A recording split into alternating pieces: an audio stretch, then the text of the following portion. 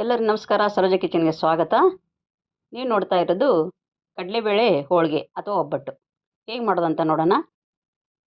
1 ಕಪ್ಪು ಕಡಲೆಬೇಳೆ ತೊಗೊಂಡಿದ್ದೀನಿ. ಅದನ್ನು ನೀಟಾಗಿ 2 ಬೇರೆ ತೊಳೆದು 4 ಕಪ್ಪು ನೀರು ಹಾಕಿ ಸ್ವಲ್ಪ ಎಣ್ಣೆ ಹಾಕಿಬಿಟ್ಟು ಕುದಿಯಕ್ಕಿಡಬೇಕು. 2 ವಿಜಿಲ್ ಆದರೆ ಸಾಕಿದು. ಈ ಕಡೆ ನಾನು 2 ಕಪ್ಪು ಮೈದಾ, 1/4 ಕಪ್ಪು ಚಿರೋಟಿ ರವೆ, ಸ್ವಲ್ಪ ಅರಿಶಿನ, ಸ್ವಲ್ಪ ಉಪ್ಪು, ಸ್ವಲ್ಪ ಎಣ್ಣೆ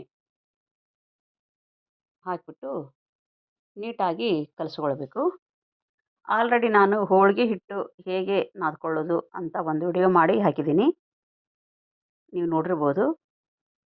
ಇವಾಗ ಇದಕ್ಕೆ ಸ್ವಲ್ಪ ನೀರು ಹಾಕ್ಕೊಳ್ತಾ ನಾದ್ಕೊಳ್ಬೇಕು. ಚಪಾತಿ ಹಿಟ್ಟಿನಕ್ಕಿಂತ ಮೆತ್ತಗೆ ಅಂದರೆ ಈ ರೀತಿ ಅಂಟುಂಟಾಗಿ ನಾದ್ಕೊಳ್ಬೇಕು. ಆಮೇಲೆ ಹಿಟ್ಟು ನಾದಾದಮೇಲೆ ಒಣಗಬಾರ್ದು ಅನ್ನೋ ಉದ್ದೇಶದಿಂದ ಮೇಲೆ ಎಣ್ಣೆ ಸವರಿ ನೆನೆಯಕ್ಕೆ ಬಿಡಬೇಕು. ಒಂದು ಅರ್ಧ ಗಂಟೆಯಿಂದ 3/4 ಗಂಟೆ ಆದರೂ ನೆನೆಯಬೇಕು ಹಿಟ್ಟು. ನೋಡಿ, ಬೇಳೆ ಕುದ್ದಿದೆ, ಅದನ್ನು ಶೋಧಿಸ್ಕೋಬೇಕು. ಬೇಳೆ ನೀರು ಬೇರೆ ಮಾಡಿ ಈ ಬೇಳೆಗೆ ನಾವು ಈಗ 2 ಕಪ್ಪು ಬೆಲ್ಲ ಹಾಕ್ತಾಯಿದ್ದೀನಿ. 1 ಕಪ್ಪಿಗೆ 2 ಕಪ್ಪು ಬೆಲ್ಲ. ನಿಮಗೆ ಸಿಹಿ ಜಾಸ್ತಿ ಅನಿಸ್ತು ಅಂದರೆ 1.5 ಕಪ್ಪು ಬೆಲ್ಲ ಹಾಕ್ಕೋಬಹುದು. ನೋಡಿ, ಈಗ ಬೆಲ್ಲ ಕರಗಬೇಕು. ಕರಗಿ ಆಮೇಲೆ ಕುದಿಬೇಕು. ಇವಾಗ ಕರಗಿದೆ. ಇದು ಹದ ಮಾಡ್ಕೊಳ್ಬೇಕು ಹೂರಣಕ್ಕೆ ನಾವು, ಅಂದರೆ ಹೂರಣ ಚೆನ್ನಾಗಿ ಹದವಾಗಿ ಬರುತ್ತೆ. ನೋಡಿ, ಈಗ ಕುದೀತಾ ಇದೆ. ಚಟಪಟ ಅಂತ ಕುದಿಬೇಕು. ಕುದ್ದಾದ ಮೇಲೆ ಸ್ವಲ್ಪ ಗಟ್ಟಿ ಬರುತ್ತೆ ಕೈಗೆ. ನೋಡಿ, ಈ ರೀತಿ ಬಂದಾಗ ನಾವು ಗ್ಯಾಸ್ ಆಫ್ ಮಾಡಿ ತಣ್ಣಗಾದ ಮೇಲೆ ಸ್ವಲ್ಪ ಏಲಕ್ಕಿ ಸೇರಿಸಿ ರುಬ್ಕೊಳ್ಬೇಕು. ಮಿಕ್ಸಿಯಲ್ಲಿ ರುಬ್ಕೋಬೋದು ಅಥವಾ ಒರಳಲ್ಲಾದರೂ ರುಬ್ಬಹುದು. ನೋಡಿ, ಈ ರೀತಿ ಆಯಿತು ಹೂರಣ. ಇವಾಗ ಹಿಟ್ಟು 1 ಗಂಟೆ ಆಯಿತು ನೆನೆಸಿಟ್ಟು. ನೋಡಿ, ಈ ರೀತಿ ರಬ್ಬರ್ ಥರ ಎಳೆದ್ರೆ ರಬ್ಬರ್ ಥರ ಬರಬೇಕು, ಅಂದರೆ ಹಿಟ್ಟು ಹದ ಆಗಿದೆ ಅಂತ ಅರ್ಥ.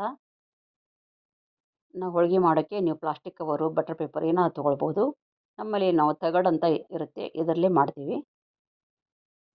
ಸ್ವಲ್ಪ ಹಿಟ್ಟು ತೊಗೊಂಡು ಈ ರೀತಿ ಅಗಲವಾಗಿ ಮಾಡಿ ಅದಕ್ಕೆ ಒಂದು ಹಿಟ್ಟಿನಕ್ಕಿಂತ ಸ್ವಲ್ಪ ಜಾಸ್ತಿ ಹೂರಣವನ್ನು ಇಟ್ಟು ಈ ರೀತಿ ಕವರ್ ಮಾಡಬೇಕು.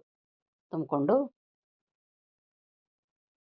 2 ಸೈಡು ಎಣ್ಣೆ ಹಾಕಿ ತಟ್ಟಬೋದು ಅಥವಾ ಲಟ್ಟಿಸ್ಬೋದು.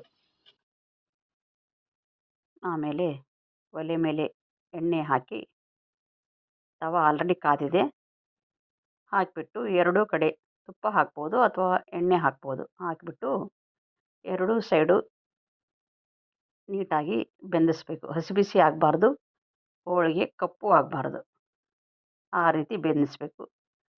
ಕಡಿಮೆ ಉರಿಯಲ್ಲಿಟ್ಟು ನಿಧಾನವಾಗಿ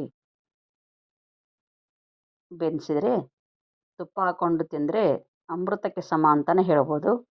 ಕಡಲೆಬೇಳೆ ಹೋಳಿಗೆ ಮಾಡಿದ ವಿಡಿಯೋ ನಿಮ್ಗೆ ಹೇಗಾಯಿತು ಅಂತ ಕಮೆಂಟಲ್ಲಿ ಹೇಳಿ.